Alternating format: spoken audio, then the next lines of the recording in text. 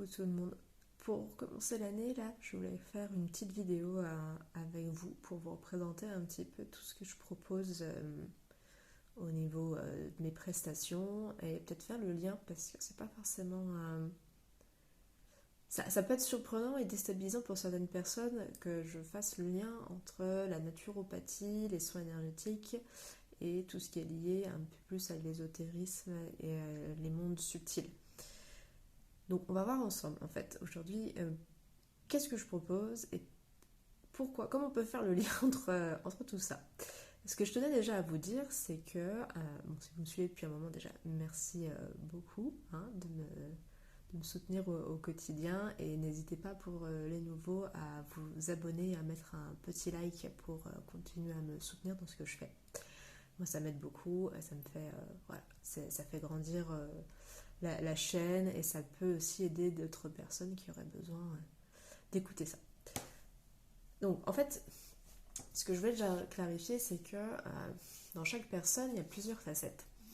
Euh, et alors, donc je ne mets pas tout ce que je vais proposer à côté, je fais de la peinture aussi que je vends. J'ai une micro-société de peinture, je fais de la peinture au vin et au café principalement, comme le tableau là que vous voyez derrière moi, qui est fait au café.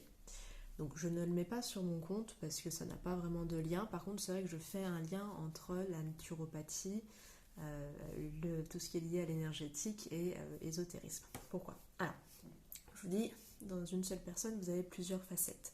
Et moi, c'est vrai que je mets en avant ces trois facettes-là de ma personnalité sur mon compte Kamiwichi Naturo.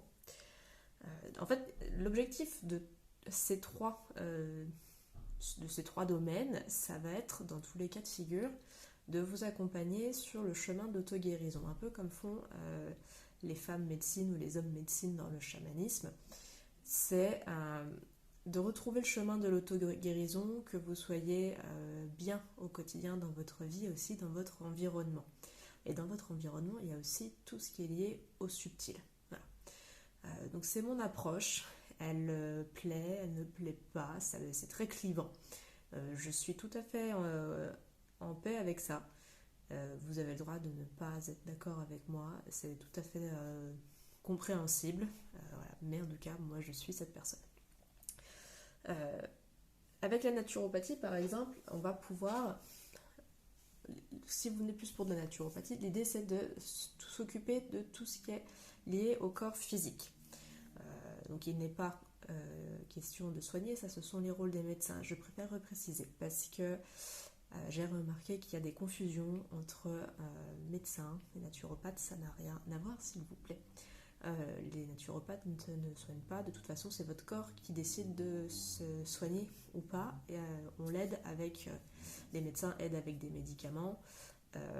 Nous, tout ce qui est lié à la naturopathie, on va s'occuper surtout de l'hygiène de vie, un peu comme les hygiénistes mais à des niveaux différents, et on peut se servir de plantes, de bourgeons de plantes et d'autres méthodes pour accompagner la personne.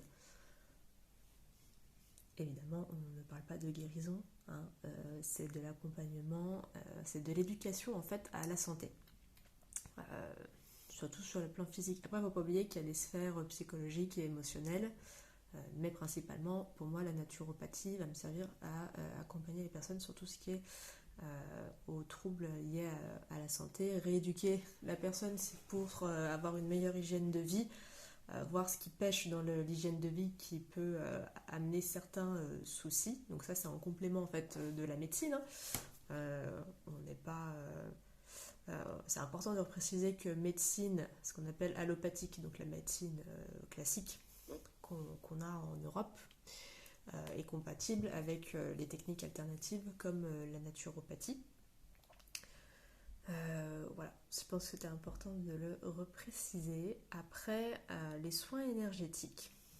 Là, on est sur quelque chose plus lié en fait au corps subtil. Donc, l'idée va être d'harmoniser tous les corps, donc le corps physique avec l'énergie que vous avez en vous et tous les corps subtils, en sachant qu'il y a plusieurs couches autour du corps physique, il n'y en a pas qu'une. L'idée c'est voilà, de chercher à harmoniser tout ça. voir, alors en chamanisme, on va parler des fuites d'âme, voir s'il n'y en a pas une, parce que ça déséquilibre beaucoup de ma propre expérience. Ça fait pas très longtemps que je sais que ça s'appelle des fuites d'âme, mais en tout cas, de mon expérience, je crois que c'est ce que j'ai fait le plus, réparer, entre guillemets, les fuites d'âme. Donc on nettoie tout ça. Après, ça peut aider. Donc pour certains problèmes physiques, ça peut en résoudre, un peu comme font les magnétiseurs. C'est un peu la différence. Elle va être dans le magnétisme où on se sert de sa propre énergie, dans les soins énergétiques. Enfin, en tout cas pour ma part, ça va être mon énergie plus celle de l'univers. On va résumer comme ça. Mais en tout cas, j'ai une aide extérieure pour le faire. Donc on harmonise, on purifie les énergies. Ça peut permettre aussi de gérer tout ce qui est lié à l'émotion, tout ce qui est les émotions, tout ce qui est le stress. Ça permet de réguler, un peu comme la méditation peut le faire aussi, hein, c'est d'autres techniques. Après, voilà, il faut prendre les techniques qui vous parlent le plus. Mais pour moi, du coup, c'est complémentaire. Dans ma pratique, ça va m'aider justement à toucher la sphère plutôt mentale et la sphère émotionnelle de la personne. En complément de la naturopathie.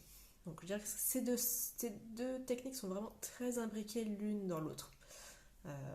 Après, il y a des naturopathes qui ne se servent absolument pas de soins énergétiques et c'est tout à fait ok aussi. Après, pour tout ce qui va être de l'ordre de la guidance, parce qu'effectivement, là on est sur quelque chose de plus éloigné, on va dire, de tout ce qui est le soin. La guidance peut être utile, à mon sens. Je ne m'en sers pas pour faire de la divination, ça ne m'intéresse pas.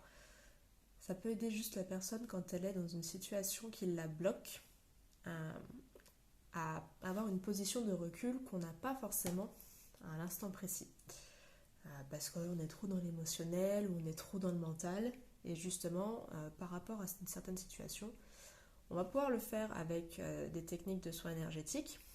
Après, il va y avoir des personnes qui vont aimer avoir quelque chose d'un peu plus concret sous les yeux et le fait par exemple d'avoir des cartes comme un tarot par exemple, d'avoir visuellement quelque chose psychologiquement pour la personne c'est plus concret que ce qui va sortir pendant le soin énergétique. Donc en fait ça va dépendre des personnes. Moi voilà, je m'en sers pour ça. L'idée c'est d'arriver encore une fois à l'équilibre entre toutes les sphères, qu'elles soient physiques, spirituel, mental, émotionnel.